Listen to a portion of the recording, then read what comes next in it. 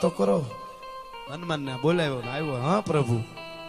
પણ આંખમાં આહુડા જોયા રામને પ્રભુ આપ રહો છો કે હા કાં તો કે મંદરાચળ પર્વતમાં છે જડીબુટી ઈ થોડું બને હે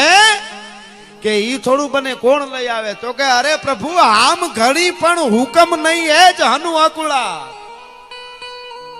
મારાથી ખોટી વાયડાય કરીને મોરથી કૂદકા નો મારા હું કરી નાખું રામનું કામ આમ કરી નાખું તેમ નહીં